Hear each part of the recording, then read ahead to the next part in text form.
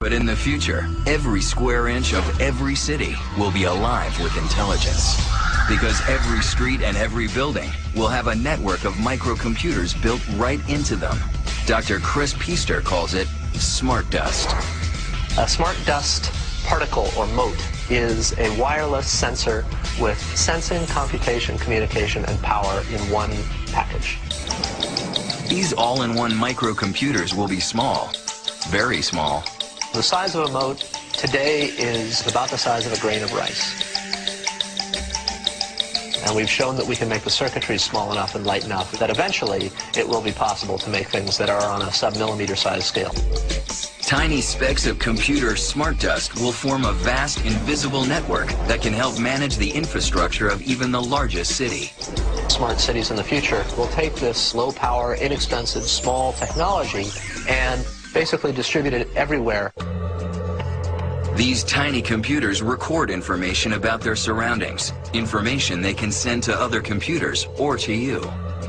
Smart dust on the tracks will monitor your commuter train so you know if it's running late. Potholes will be able to report themselves and warn your car, and you'll never have to wait for a radio traffic report again. They're monitoring the flow of traffic and giving you alerts about what route is the right way to go to keep the traffic moving. Bridges will get a coating of smart dust particles that can warn us when they detect stress fractures, helping avoid deadly collapses. But smart dust will also allow buildings and streets to recognize you and respond accordingly. I think increasingly the environment will respond to who we are and adapt in consequence. The city will know where you are if you want it to.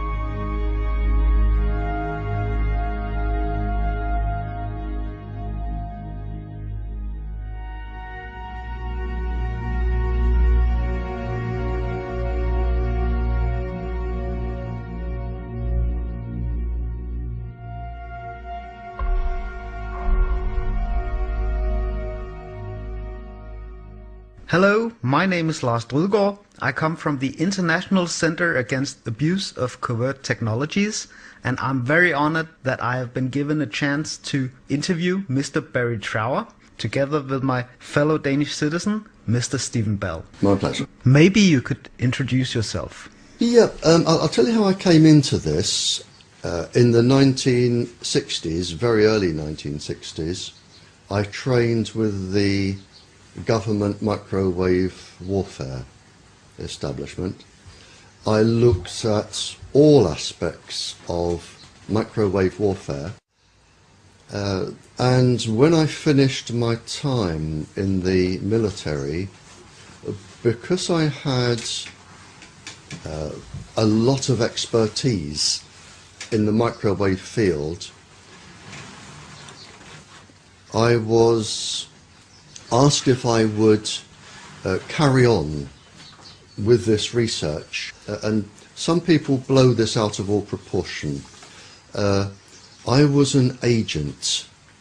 I don't like the word secret agent, because secret agent, when you say secret agent, people think of James Bond, who wasn't a secret agent and he wasn't a spy. James Bond, the fictitious character, is military intelligence, and I wasn't military intelligence. I was an agent.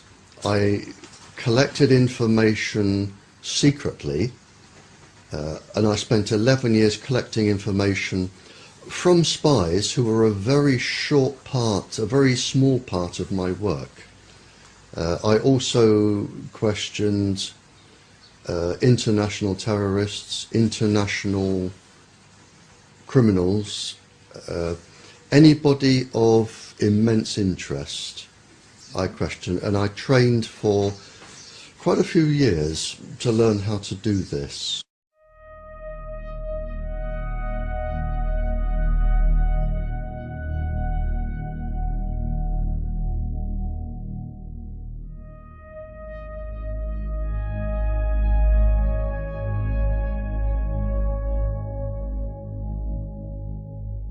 They found that there was an unusual number of breast cancers, childhood leukemias, other cancers, and they couldn't work out why.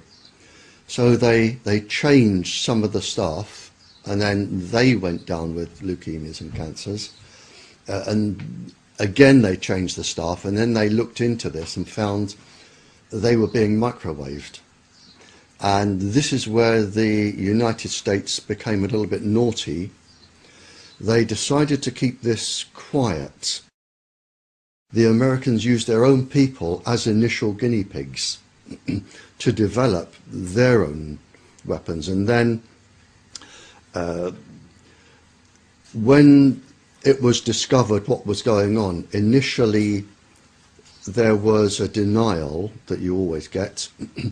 Then there was a cover-up report, and finally a very renowned professor, I think he has about 18 professorships, John Goldsmith, he wrote the definitive proper report and found that low-level microwaves were causing an enormous amount of cancers and leukemias and ill effects. And by then everybody was leaping onto the microwaves as stealth weapons, and they go from there, which was the 50s, right up to and including the present day.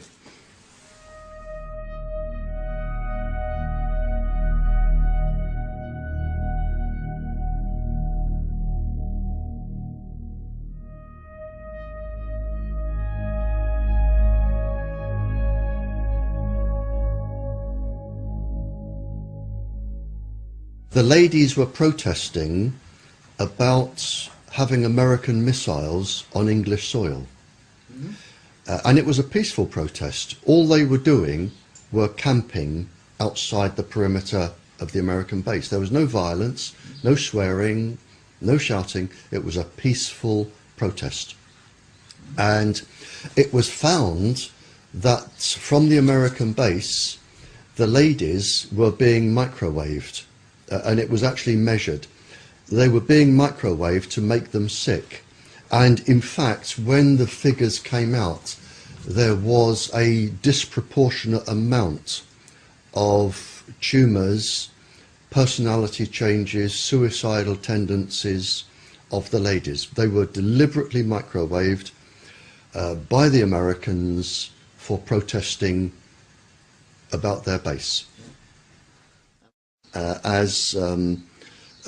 You know, with one pulse frequency, you can just make people so suicidal, they can't be bothered to act like a demonstrator anymore. All they want to do is sleep or lay in bed all day. So, so if you're targeting demonstrators, you make them suicidally depressed, and they don't care about demonstrating anymore because they're too upset. Whereas if you want to cause a specific psychiatric illness, you would have an infrared device that followed the person, and you would link it to a pencil-thin microwave source, so the microwave beam would always target a specific gland or a specific part of the brain or an eye or a heart. So you would have them being targeted. They can cause insanity, and it was an experiment. One of the experiments was to take an ordinary sane person, cause insanity, and have a psychiatrist who was unknown to everybody diagnose schizophrenia or paranoia or a psychiatric illness. That was a successful outcome, and the person would spend the rest of their life in an asylum in misery, but to the government scientists that was a success. Was the guinea pig locked up? Oh yeah. I mean, humans, the difference between humans are like guinea pigs. If they want to experiment on you, by the thousands they will, and you can be driven to insanity and death, and you just become a tick in a box without any so much as a feeling. Yeah, and this is what they do, and this is why they are above the law.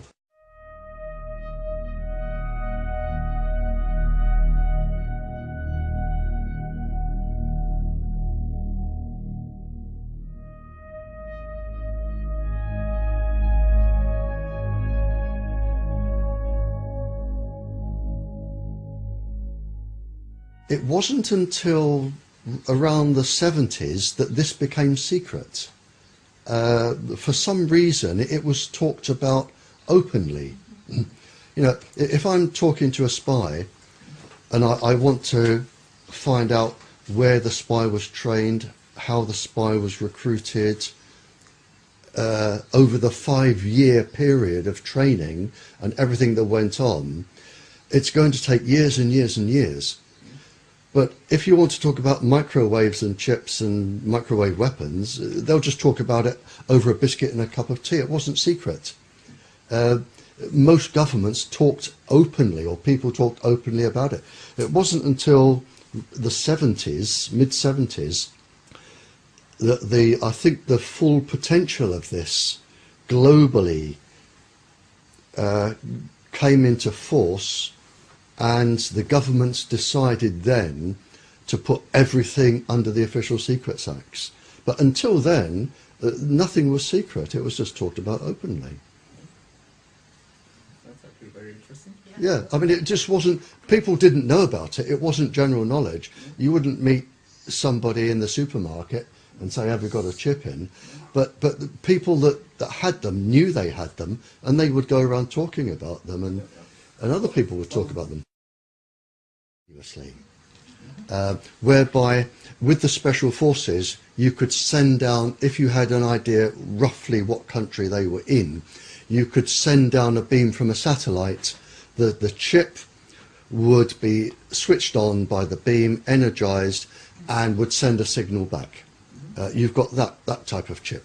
The other type is when it is pulsing continuously to stimulate, let's say, a gland in the body at a set frequency to produce a specific chemical that will produce a specific biochemical response in the brain. So you can have one working permanently, and you can have them working intermittently, and you can have them that will only work if they are stimulated. Yeah, I mean, voices are the easiest ones, because all you have to do is stimulate the cochlea with a set resonant frequency. It's very easy. Voices are very easy, and it isn't people imagining voices. They physically hear them. They physically hear, as I'm talking to you, my voice isn't inside your brain. My voice goes no further than an inch into your ear, no further at all. It's the electrical signal that makes you interpret how I sound. And once you've got this electrical signal, which can be a chip or lots of things, you can physically make people hear voices, certain voices, and it can be any conversation, and it can be anybody you want to hear. It can be a soft, angelic voice. It can be a god. It could be something that scares you, like a devil. It could be anything.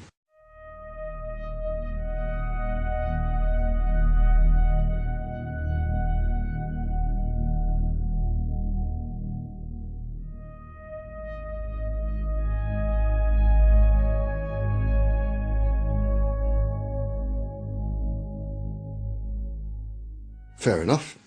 So I was there. I went into the back of a big black car, and it took me off in the dark, and then underneath a huge building in the dark. And I was suddenly thinking, well, hang on, this could be a bullet in the back of the head time. I'm getting uncomfortable here. But he took me out and took me to a room, and he said, I'm an international scientist, he said, and something is really worrying me, and I have to tell somebody who can tell the world. Now, I actually knew what he told me, I knew was going on anyway, because it had been discussed in other countries. But he said, it is now possible to genetically change bacteriums and virus, genetically change them. What has been developed now is, if bacterium, they can lay, and yeasts, they can lay in the soil for hundreds of years in a dormant stage, and it's known by grave diggers or people who dig up old graves, that it's possible when light comes on the bacterium to regenerate the bubonic plague that's been laying in the ground for several hundred years. It only wants that particular frequency, and bang, it's active again. You don't need more than 2 brain cells to work out where you go from here. Viruses are neither dead nor alive. They inhabit hosts. If I put a virus inside a dormant bacteria that I know I can spring to life, I go to Norway on a holiday, or Denmark, or Sweden, I just spread the virus around the forests with the dormant bacteria, and I come back. And I can wait, if I like, 100 years, 200 years, or 2 hours. Makes no difference to me. And then all I have to do with HAARP or a similar device is put the frequency, the microwave frequency, off the ionosphere, down onto Norway. Whenever I feel like it, the virus will spring to life because their host has sprung to life. This is where we are. So countries can now, just by introducing bacteriums and viruses and whatever, they can totally devastate the economic possibilities of another country. But doesn't that mean that we are in a new Cold War and that the entire military is obsolete? Oh, you're absolutely right. We are in a new Cold War. And this is why countries are developing this. I mean, really developing this. And this is why all of the microwave transmitters are going up everywhere. Because somebody, if they wanted to, could use them for other effects. The system is up and running.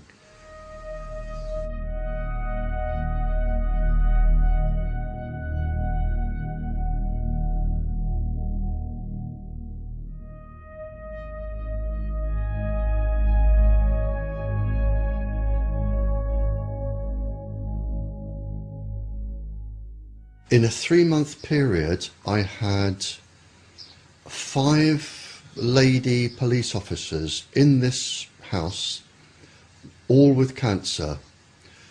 I've had a series of calls from officers saying that their personalities have been changed. Whenever I go to a country, and I think the year before, I did 6 countries, I think last year or the year before. The questions always come around to Tetra, and they always come around to aggressive behaviour from the police since they started using Tetra. And I have the government documents that say this can cause neurological damage, this can cause cancer, this can cause aggressive behaviour and personality changes. This was at the beginning of the experiment, and the experiment with Tetra is not due to finish until 2018.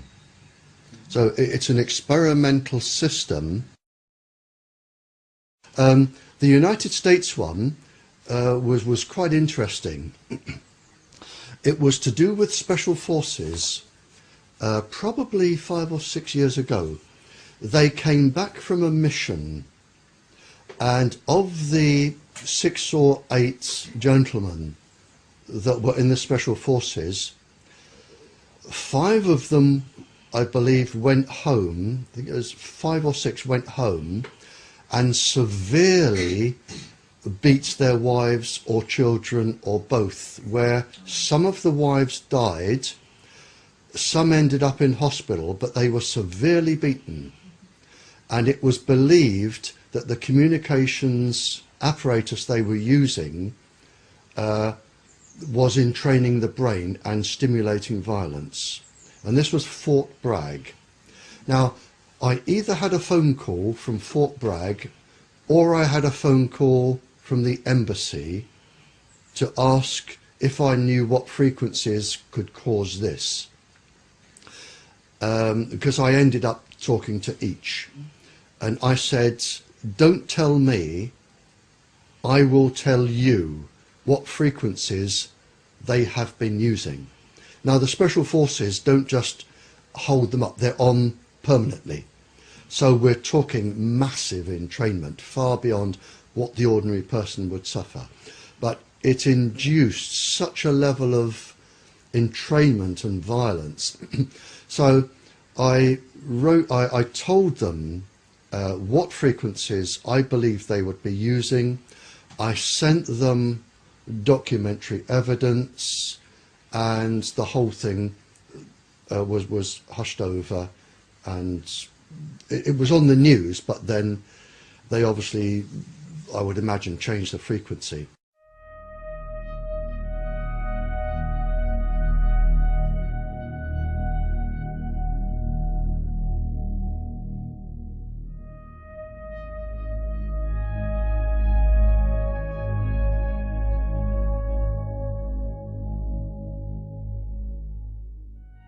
It's been shown that a child using a cell phone, just an ordinary school child,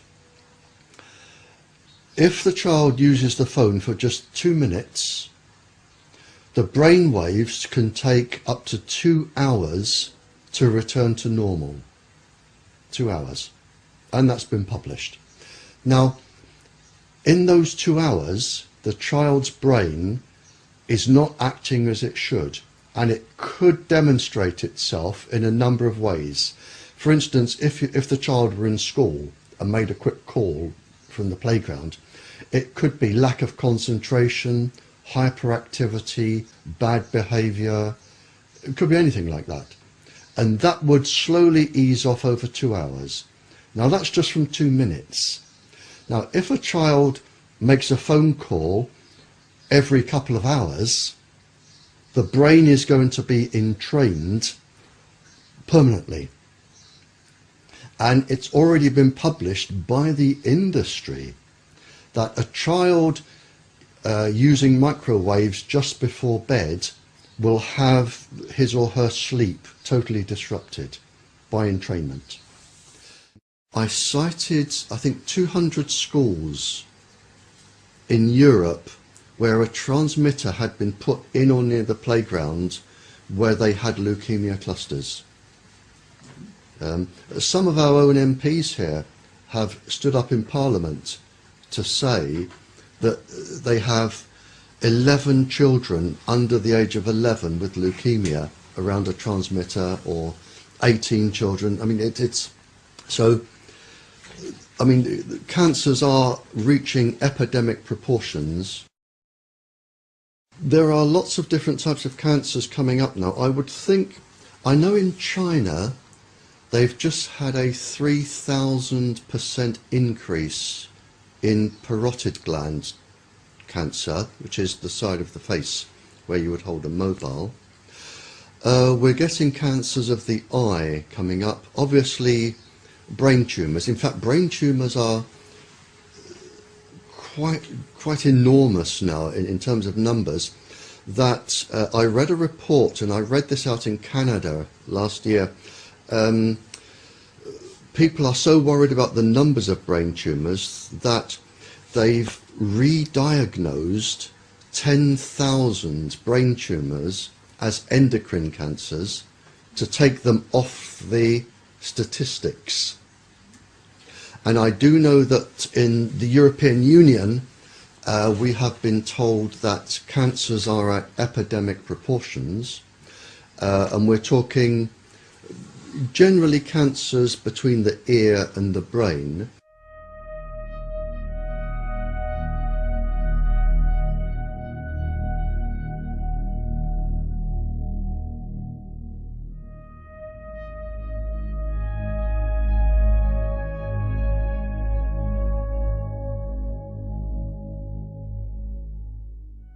Years ago, our government said to its scientists, when it comes to microwaves, you will only talk about things to do with heat, and that is it. So they won't even discuss anything else. They will deny anything that doesn't have anything to do with heat. They even deny all of their 40 years of research leading up to this. Yeah. Although they've said this can cause cancer and all the damage, they say, no, it can't. We're only looking at heat, and heat is all that matters. Yeah, I prefer to call it lying. Oh, right. Yeah. I think I've never known so many liars in my life as what is coming out now from the government. I mean, to put it simply, they did all the research, they knew the dangers, and then they decided to lie to the public for no other reason than to save themselves with lawsuits and to make money for industry. And that's written down, and I've got that written down. Okay. So for the last 40 years, the government, the English government, has been lying to the people. And the American government, the Canadian, the Australian, they have been lying. They have been lying to protect industry, protect their profits, to protect themselves from lawsuits. So they are really just liars, and it's provable. I made a statement in Birmingham, in this country, probably 15 years ago, and I haven't changed it since. And I've said that I believe that this industry and the part of the government which is encouraging them will be responsible for more civilian deaths and suffering than all the terrorist groups in the world ever. And with the growth of the industry over the last 15 years, I would say now that these people are probably going to cause more death and suffering than the entire Second World War. And is that genocide? Yes, without a shadow of a doubt. And are they going to get away with it? Yes, because they are untouchable. They are outside the law. Who is actually behind those decisions? Is this sanctioned by the WHO? Sanctioned by the World Health Organization, without a shadow of a doubt. It is the same people. It's the same people sit on the ICNIRP certificate. They sit on our government's Health Protection Agency, sit on the World Health Organization. It's the same people. It's the same people. There's probably no more than 20 of them. But yes, they are going to, in my opinion, commit the worst genocide this planet has ever known. Not just people, but animals, plants. They are probably going to cause more destruction than a global war. And in several hundred years' time, people will look back, whoever survives, and look at what we try to do to stop them.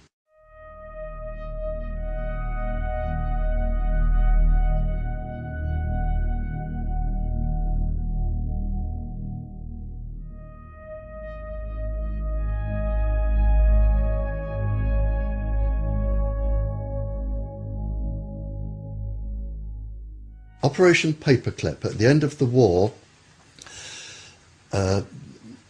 the scientists were pardoned, most of them. They were pardoned for all of the people they had killed, experimented on. They were given new identities, mostly in the United States.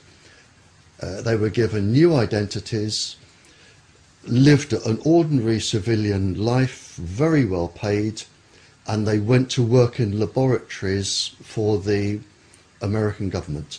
And they handed over all of their research, and this is where it came from. And this was the basis of all of this, Operation Paperclip. If they could catch somebody and keep their name secret, that was Operation Paperclip, and they took them back. They took them back and they kept them. They used all of their resources, and there was a lot of scientists. They used all of their resources, and that was the basis of the mind control, the drugs, and everything else. I do know one experiment, just to give you some examples. I know that they found that with one of the subheadings was the microwaves on pregnant women, and they found that they could cause a 57.7 increase in miscarriages in pregnant women, which is just one experiment, you know. So what you're actually doing is killing 57% of all the children. Again, mixing microwaves or electromagnetic waves with LSD, lysergic acid, on 4-year-olds. they just experimented on people, causing any amount of suffering to the point of death.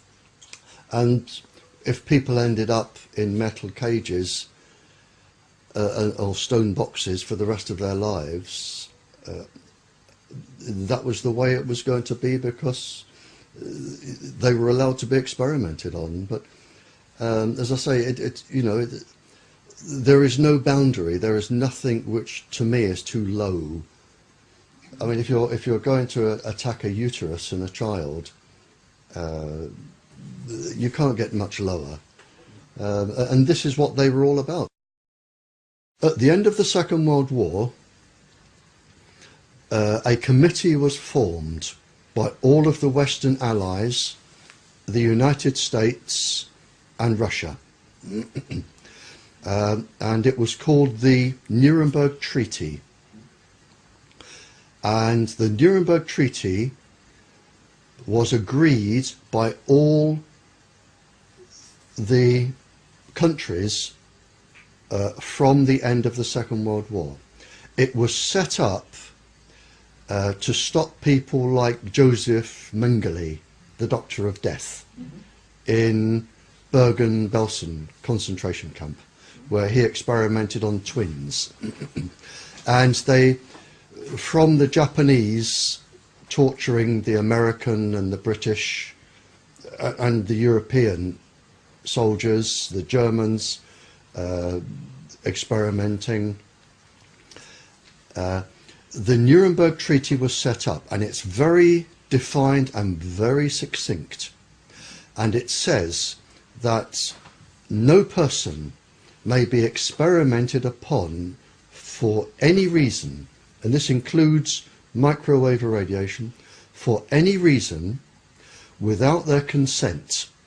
And before they give their consent, they must have full knowledge of the length of the experiment, the outcomes, any potential dangers, any potential ill healths. It must be fully understood and explained, and they must give individual consent.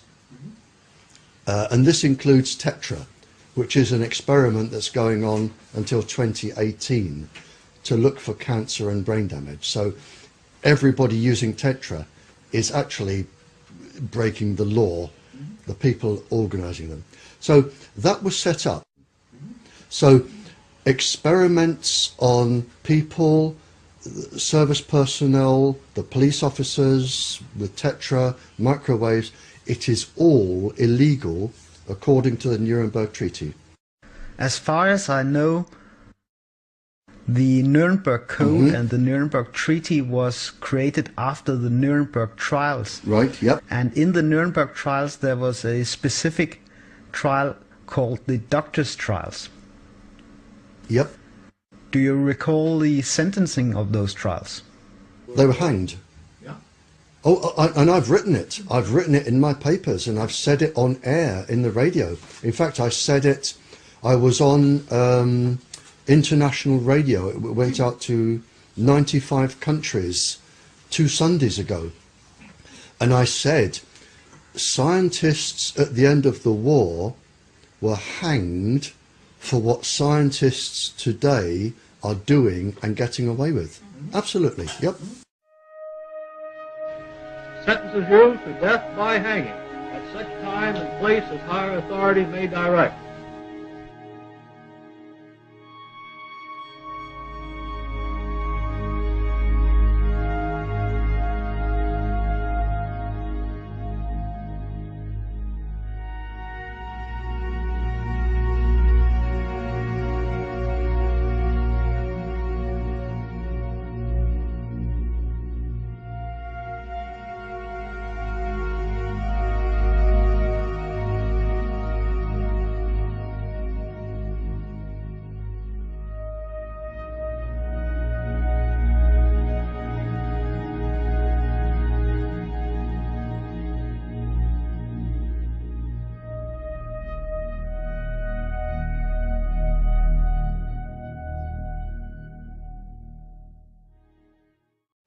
I'm standing about a third of the way from the smart meter to the eucalyptus tree that for almost a decade had a large hive of European honeybees in it, and I'm holding here a electrosmog meter that measures frequencies, and what it's showing me is that there's 110 milliwatts per square meter every 3 to 5 minutes, when PG&E told me that it would be once a day for 30 to 40 seconds.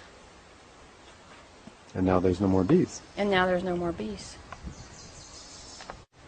Cool.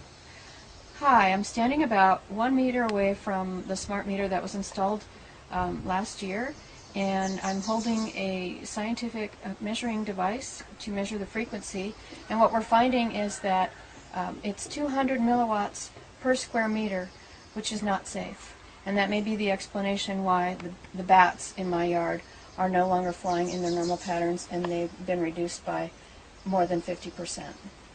And the bees. And the bees over in that part of my yard have disappeared, a hive that was there for about a decade. The smart meter was installed, and I know now, today, what kind of frequencies are being emitted from it. I'm very concerned about my safety as well as the safety of the environment. And I don't feel comfortable being here. And it's 200 milliwatts. It's 200 milliwatts per square meter is the exposure right now. What's it doing to my brain? How do you feel? How do you feel? I feel scared. I feel scared. At 1 meter, previously, before we put this foil pan over the smart meter, we were at 200 milliwatts per square meter, and now it's pretty much almost nothing.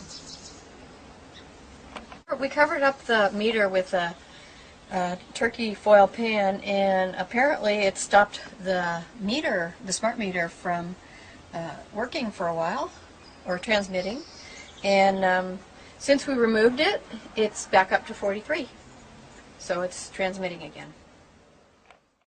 A DIY smart meter shield, light duty and portable.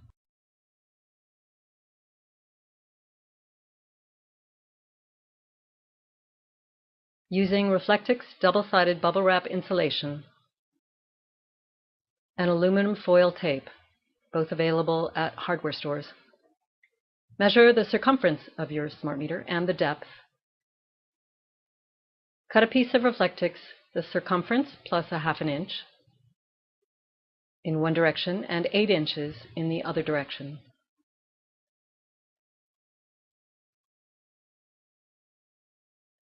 Bend it round in a circle, abut the edges, and seal it with a piece of tape.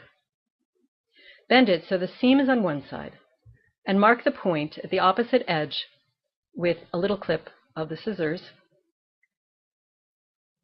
Then bend these 2 points towards each other, and mark the other 2 points at the folds, also with clips. So you have 4 equidistant marks on one edge of the cylinder. Cut 4 pieces of tape 2½ inches long. Now fold together each of these sections and seal them over with tape. So it looks like this.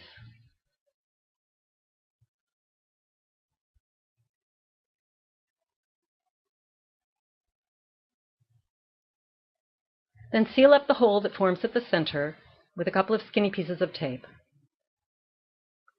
You should have something that looks like this.